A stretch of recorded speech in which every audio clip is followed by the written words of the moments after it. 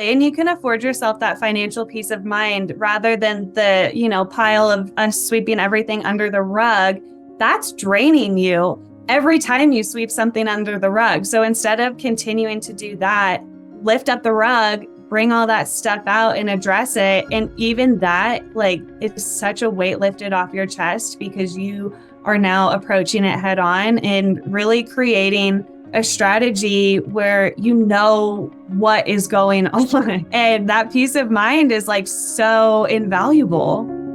Welcome to the Societygal Podcast, where trailblazing female entrepreneurs and creatives come together to spark change and build their dreams. This is where your passion meets purpose, and together, we're crafting a future where everyone has the tools to succeed. All right, welcome to the Societygal Podcast. We are so excited to have Cosey here today with us to talk all about financial literacy and really helping us get confident in our finances. So I'm super, super excited of what she has to share today. And we're just going to jump right in. What got you here to this place where you're helping people, and especially women, with financial literacy and being an entrepreneur? Let's dig into that.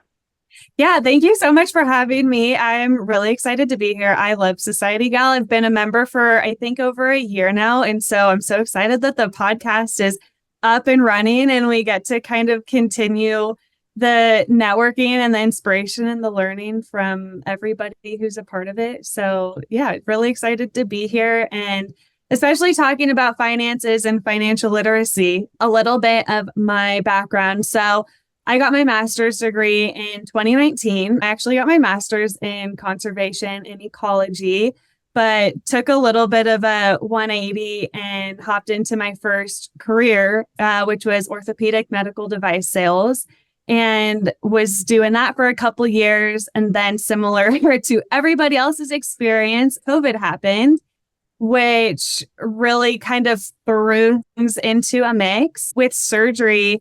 We were dealing with elective surgeries. At the time, elective surgeries stopped. But then once they were allowed to start back up again, that meant that we were back at work working 12, 14, 16-hour days, just grinding and overworked and really getting burnt out. And I caught myself really losing myself. And I felt like my soul was just leaving my body every day that I went to work, unfortunately. I don't think I'm alone in that either. At the same time, I was in the midst of opening a business with my now husband. We had recently gotten engaged. We were in talks of planning the wedding, ultimately starting a family. What would that look like with my current work situation? And I had a little bit of an epiphany that it was time for a change. And if not now, when? So I started to kind of have this year of self-discovery, or I guess a couple months of self-discovery about okay, we're making a change. We don't know what it's going to be, but what are some of the skills that I have, both tangible and intangible, from this job and past experiences that I can really bring into my next chapter? And I knew that I loved and still do love educating and empowering people. And I was pretty good at creating relationships, really just on a human level. I wanted to find a job that would benefit my personal and professional life. And the one thing that I found that was kind of a common thread is money. And a family friend had suggested, well, why don't you look at wealth management? It's great for young females. I thought it was interesting. But with my background, I didn't feel qualified because I was in the medical world. I was in the conservation and ecology world. I wasn't traditionally trained in finances. I had actually gotten a minor in business, but it wasn't my focus. But I was curious enough about the field that I just started talking to other advisors in my town and asking them questions like, what does the day-to-day actually look like? What do you love? What do you not love? Tell me the good, the bad, the ugly. And kind of through a series of introductions, I was introduced to my now boss, Jennifer Rogers Markwell, who offered me a job with Platinum Wealth Management, and that's where I am now. And I could not be happier. I love that. I love your story. We talked about yesterday, but I love your story and how something that can be so discouraging, which is, working so hard for this master's degree in this one field and then having to pivot. I mean, you're so proactive and I love how you went to go interview people to see if that's the right thing for you to do. And you talked about relationships and how that's a really great skill you have. And I think that led you through that is having that relationship skill of okay, I'm going to go talk to people. I'm going to start relationships and see what's right for me. But that's what I love about your story is how proactive you were in the pivot, right? When it could be so discouraging. And we feel like we have to do one career and one path. We put so many years into one thing. So yeah, I love that about your story. Because you're so good at that, at pivoting, how has having it's okay to pivot, it's okay to change, it's okay to shift things in the middle of my life mindset benefited your career and life? How has that benefited you? Yeah, I love that we talked about this yesterday because I think that it's pivotal. And I really followed the phrase, be firm on the goal, but flexible on the path it takes to get there. My vision for myself was always being an entrepreneur, having work-life balance, getting to work towards my own future rather than towards someone else's future, and really having that freedom and having my life be surrounded by get-tos instead of have-tos. So with that in mind, when I realized my current job was not really allowing me to do any of that and was not in alignment with that vision I created for myself, that's kind of when I gave myself permission to pivot and say, like you said, yeah, I've invested this time in a master's degree towards one topic, in a career towards another topic. You can still choose another path, and it is along the same path, interestingly. So in my mind, changing careers from medical to finance, while some people are like, wow, that's really apples to oranges. For me, it didn't really mean starting at square one, but instead just kind of compounding on what I had already learned, already achieved. Like I said, even though these careers seem drastically different, and they are, right? Teaching someone how to reconstruct an ACL is not going to help me manage somebody's portfolio necessarily. I think that if you have this future that's compelling enough for yourself, you're going to find a way to make it happen. And it's going to include some pivots. It's going to include some detours. And those are totally fine. You just have to be committed to the mindset that they're all teaching you different things that are getting you closer to that goal. And I don't want to say end goal because it's not the end. But the future you, right? Yes. I love that perspective because I have a very similar perspective. That's why I wanted to add this into the podcast from your story, even though we're going to go into finances. But I think for everyone, especially a lot of entrepreneurs listening to this who are making a pivot right now. And, when you're talking about your masters and things like that, it's well, I have something now, I have these set of skills that I have. Now, what can I do with it? How can I use whatever I learned in the past years to the next part of my life? And it's not like you need the specific topic and expertise masters or PhD to get to that point because you didn't have to.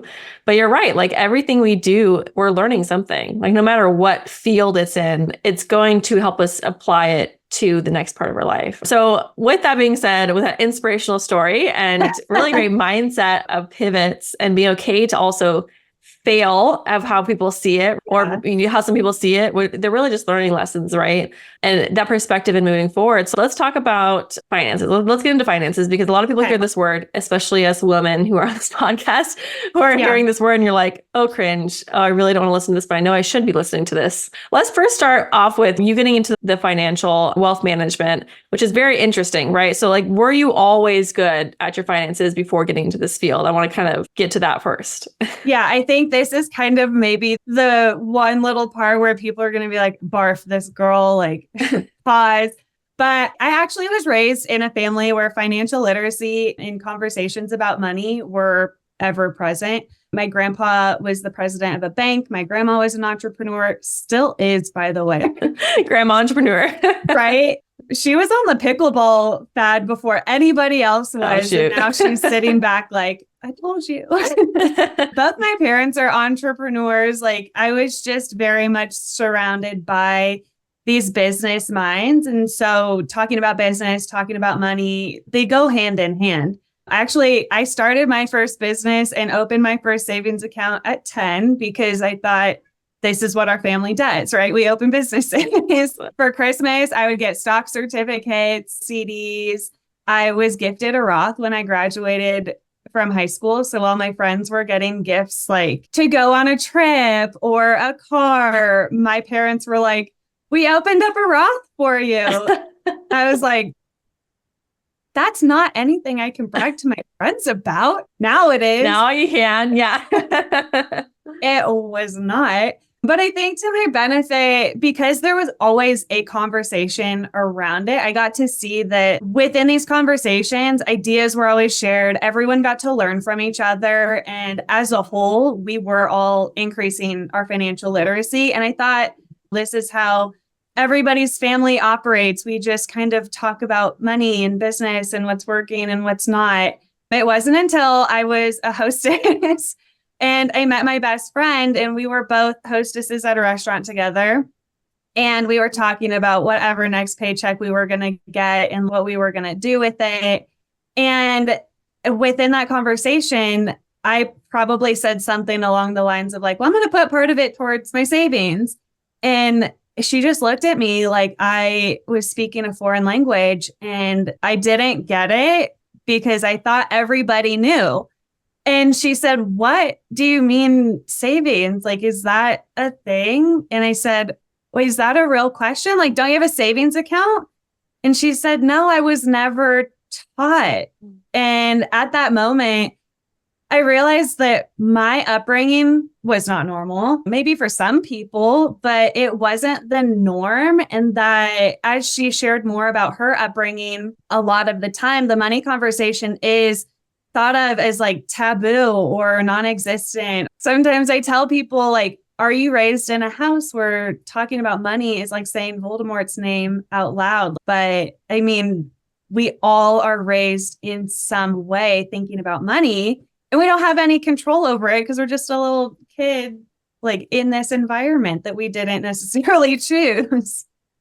I love that you shared that because, I mean, yeah, when we see your story, you're like, hey, why does she love wealth management? But I think your story of were you always good at finances or did you have the education shows everyone the benefit of having wealth management. And if we're going to talk about, educate you guys on a little bit more on finances and things like that. But I wanted to start with that to move forward of how important it is for us as entrepreneurs to do that, especially as women and mother. A lot of us are mothers or women that maybe will grow families or have kids and have this knowledge that we can pass on to our family to then raise a family that is going to make financial responsible decisions and have a more fruitful life because they do so. And so I love how your family really just openly talked about it and educated you on it. And it was just part of your life. And with us having that knowledge, we can do that too with our families. So I love that. So let's talk about the power of a financial plan and having this financial knowledge, especially as women entrepreneurs, you know, how important it is because a lot of us are like, oh my gosh, this is so scary. Let's let my husband do it. Let's let a man do it because they usually, that's a typical role. But now that we have our own businesses, we're realizing that we have to and it's on us. Like we have to start planning for the future. So why is it so important to have this financial plan? Yeah, I think that's a great question because talking about finances and dealing with our finances is like that perpetual line item on our to-do list. And then there comes a time when you do have to think about it, right? You're forced to. Totally. Like we can't sweep it under the rug. The rug's only so big. But I think, you know, when we talk about a financial plan, it really means something different to everybody. But what I want to share is like a financial plan can really just be the strategy behind what your money's doing. Like, what is your money doing? Where is it being allocated?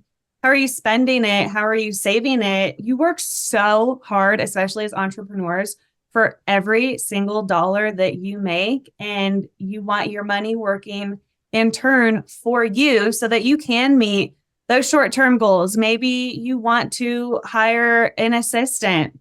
You know, maybe you want to pay for that dream website that you want. You want it working toward those long-term goals as well. Maybe you are set on buying a house, or you want to splurge a little and ultimately buy a boat for your family.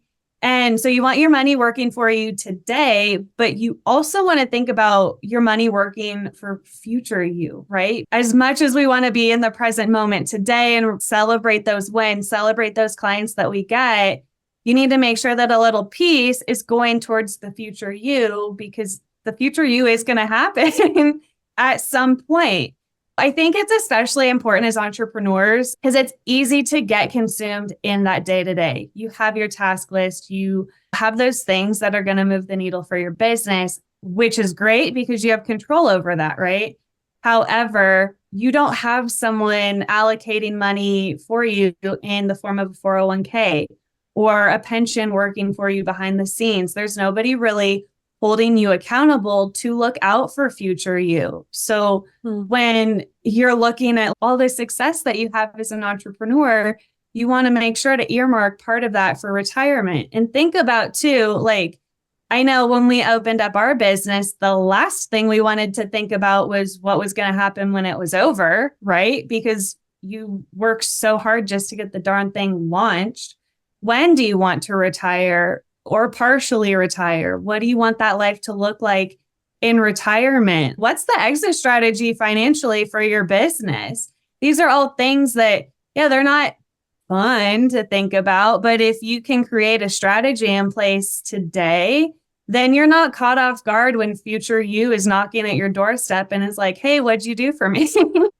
Or have regrets of not sitting. 100%. Yeah. And I think, especially in today's world with access to all these influencers and online, everything, that there's just candy in front of us everywhere, what we can buy and purchase. And I think it's normal for a lot of people to be in debt because of how much, school is and how many people that are in debt. A lot of people just go, autopilot mode with their finances. And we just pay as we go, and what comes in goes back out.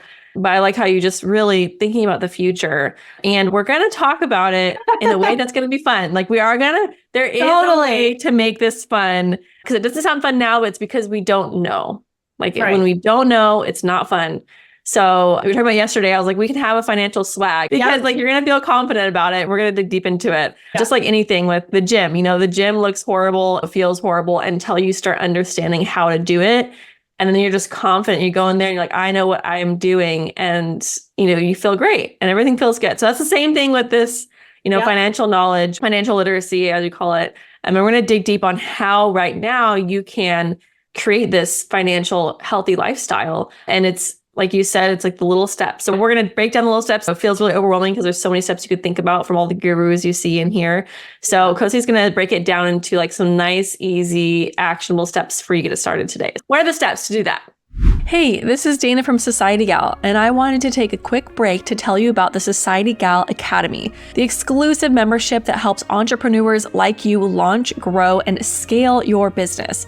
Join weekly expert-led workshops, access to on-demand courses, and connect with a supportive network of go-getters just like you. Are you ready to elevate your business? Visit Societygal Academy today.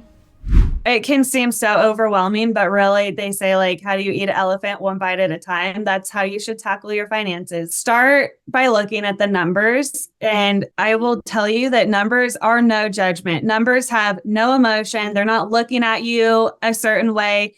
They're not like judging you for decisions you've made. It's just data. So looking at the numbers so how much are you bringing in a month? How much are you spending?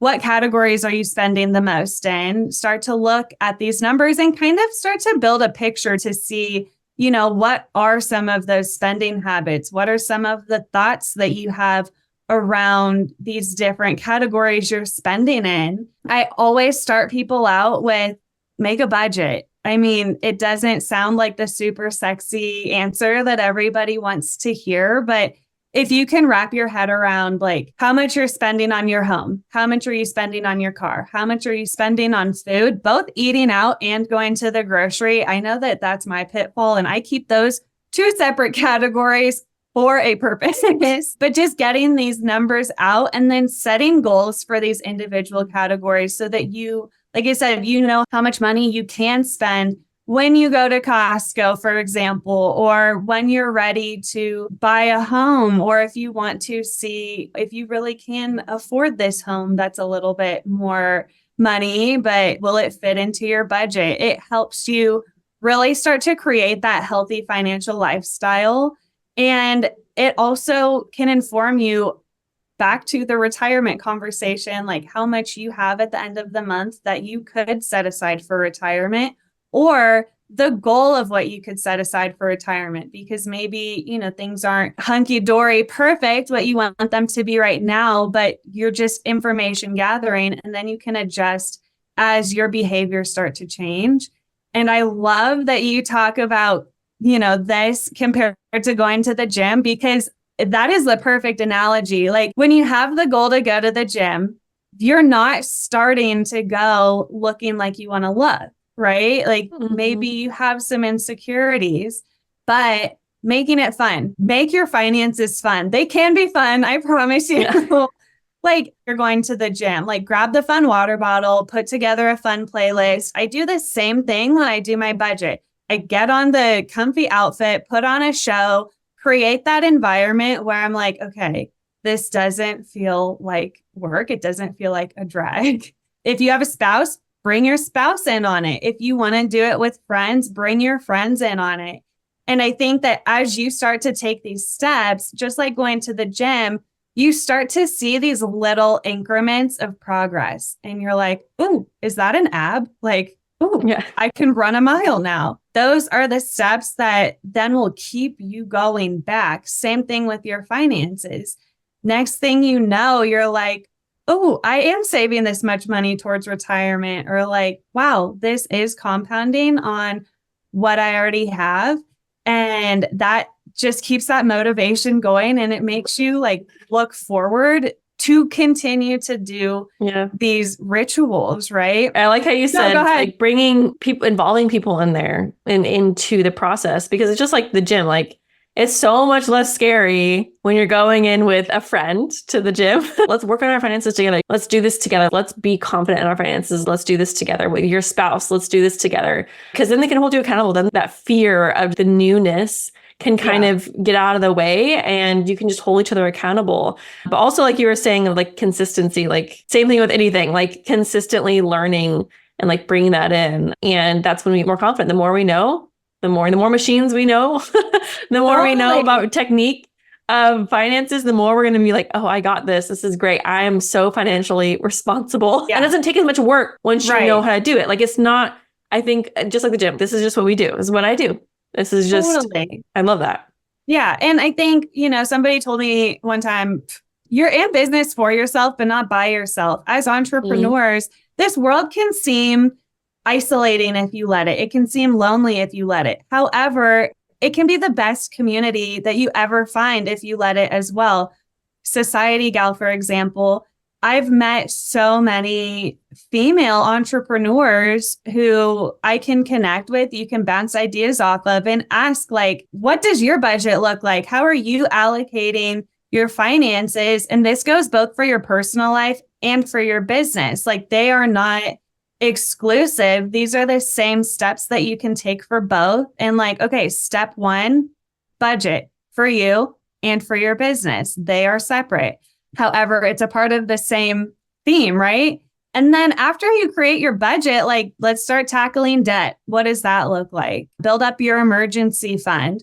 How much should your emergency fund be? What makes sense for you as an individual? And then I love what you said, like increase your financial literacy. So maybe you've maxed out on your workouts at the gym and you're ready for some new ones just to like spice things up or keep your interest level going. I think that can be so empowering too and really help you gain that confidence. And you also touched on it earlier, but there's information everywhere. There's different sources everywhere. I was talking to an attorney last night and we were saying there's so much information on TikTok, Instagram, YouTube.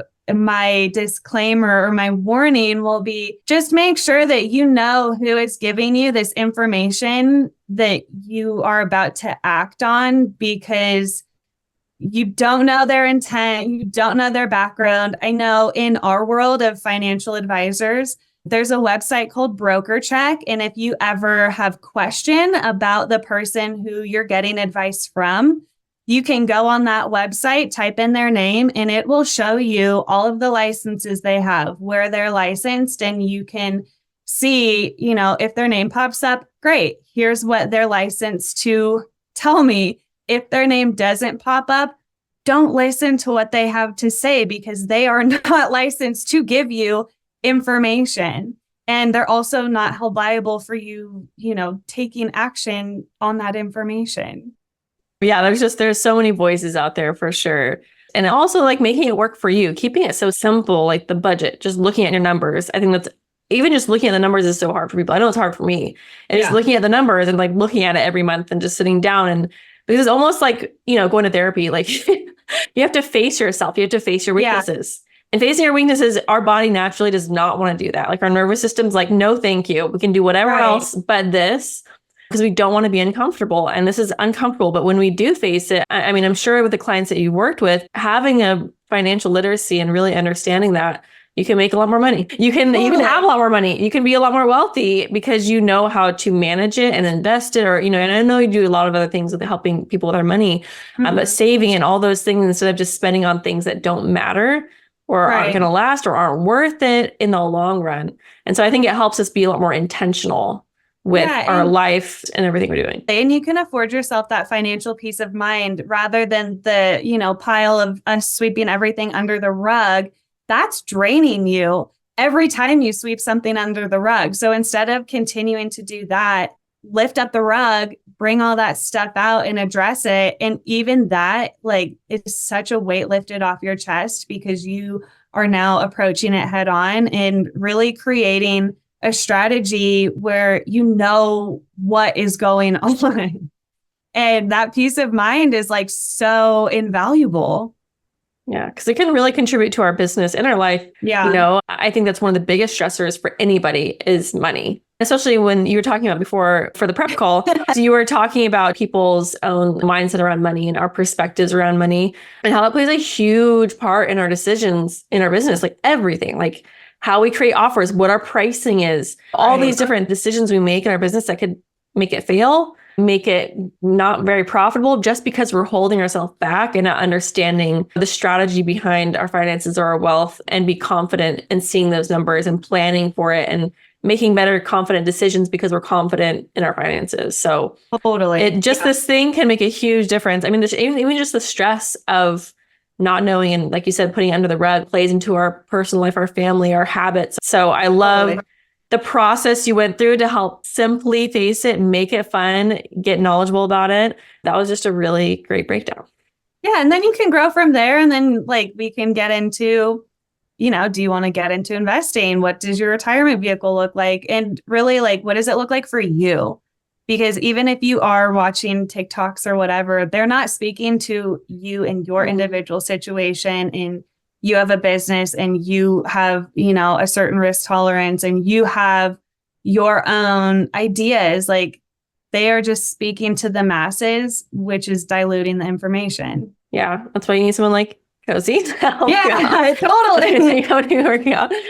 Someone to guide you through it. Okay, before we get into our last question, I don't know if you mentioned this in the beginning, but what do you do with your husband? Like what is it? Because it's really fun. And I was like, that's so cool. Yeah. So we live here in Reno, Nevada, and we opened up a members only golf simulator. And so it's basically like, depending on your golf level experience, it's basically a big video game that allows you to play golf as if you were out on the golf course. So the setup is grass, not real grass, it's turf. So you stand on the turf, you put your golf ball, where the little laser tells you, you swing with your regular clubs at your regular speed and strength into this big screen that has a golf course projected on it. And you get to pick the golf course. So like, everybody loves to play Pebble Beach because a lot of us will never get there. However, they can play it at our golf simulator, and you can play around a golf indoors when it's like 2 degrees outside and snowing, and you can play and eat pizza and drink beer and watch football. I call it like a members only man cave where girls can come too.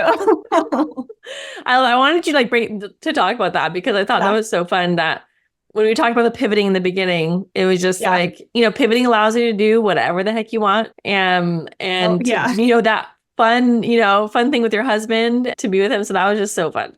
Yeah. I love that.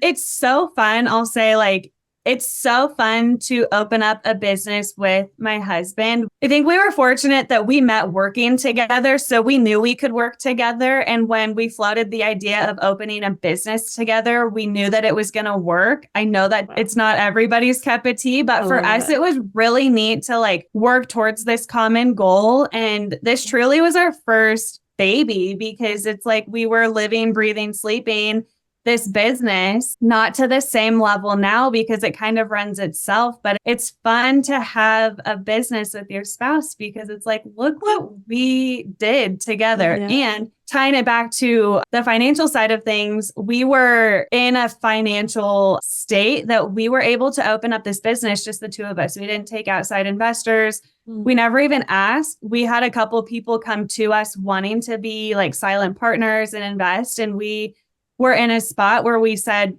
thanks, but no thanks. We want to be able to create this the way that we want it to look. We have the vision. We know how we want to execute, and we were able to do that on our own. And the name is called The Office. So when our members are playing golf, they get to say, yeah, I'm just at the office. That is so funny. Yeah. But I love the power from being financially ready to do something like that. We can create this how we want to create it. And there's so much relief and weight off from that, I'm sure. But how cool it is that you were able to have your finances together like that to do that. I think that's so awesome. Yeah. And we got to really operate out of inspiration rather than desperation. And it was tough, but so worth it, I love that. I got to go over there and visit. I'm not too far from here. So. Reno's fun. Reno's a blast. I love it. The Office. That's so cool. Yeah. Well, I was going to finish with one last question I like to ask most of our guests is just a learning lesson that, a hard learning lesson that you've had in your business or in your life that you want to share. Yeah, this one was tough because, when somebody asks you a question and your mind just goes blank and you're like, I know nothing. I've never learned a thing in my life. As I was reflecting on this, I listen to Tony Robbins sometimes, and he says, where your focus goes, your energy flows. I'll bring that back to having that vision and having that compelling future for myself and having the self-assurance to back it. That was the biggest and still is the biggest driver because my path has not been from point A to point B. It's been A square to B and then some other different detours, but that's okay because the vision is still there. It's still the goal that I'm working towards. And keeping that in mind, when I did make that pivot, that transition, and gave myself the permission to do it, I realized I was making good money in that role. However, it wasn't right for me. And I didn't want to do that. And I did want to do wealth management and financial planning. So you get to do what you want and you get to love doing it. And, within reason, as long as it's not harming anybody else, but you don't have to be strapped to that job. It doesn't mean that, it's going to be an easy transition into a different role. But as long as it's still getting you towards that vision and that compelling future, the success can look a lot of different ways. The path can look a lot of different ways. That's kind of what makes it fun because if someone just laid it out in front of you, there'd be no surprises along the way. There'd be no learning. But yeah, I think the biggest lesson is having a compelling enough future that you're willing to kind of do whatever it takes to get there. And like I said earlier, having a strategy in place, especially with your finances, that's getting you to that future, but is customized for you and your individual situation and a strategy that you can actually execute, right? You work so hard for your money that you want it to turn around and really work hard for you along this journey. And whether you're an entrepreneur, single mom, happily married, wherever you are along your journey, everybody deserves to have a seat at the table when it comes to having these conversations around money in your future, think about what future is compelling enough that you're willing to do whatever it takes to get there. Wow. That's great. You're amazing. I'm so inspired by you. I love this whole conversation. You had so many amazing things to share. So many great learning lessons too that everyone can take from this. So thank you so much for being on. Where can everyone connect with you? Like if they want to connect with you, where can they find you? Yeah, so we have a website. It's called platinumwealth.net. Feel free to reach out to me with any and all questions you have. My email is Cosey, Cosey at platinumwealth.net. If anybody is ready to increase their financial literacy, we at Platinum Wealth Management are huge on financial literacy. We have lots of opportunities, including I teach a monthly course called Financial Foundations, completely free. It's all virtual. Send me an email if you're interested about more information around that. We do monthly coffee chats, different topics each month. Sometimes we'll cover something like annuities and what those look like.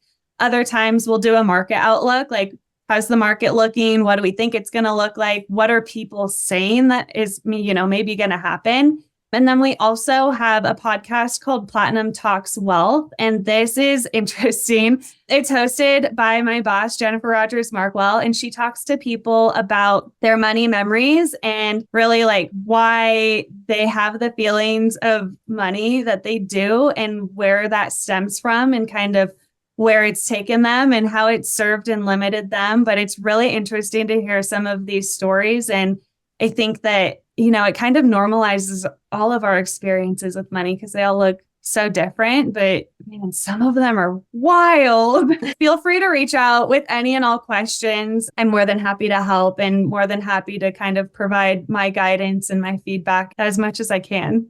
Awesome. Yeah, that podcast sounds really awesome to dig into because we were talking a little tiny bit about that today, but I think that's so cool to get everyone else's stories and hear those. So we all feel heard from our own, why is it so hard? So I love that. Awesome. Well, thank you so much for being on today. Thank you. Thank so you. much. It was a blast conversation. Thank you.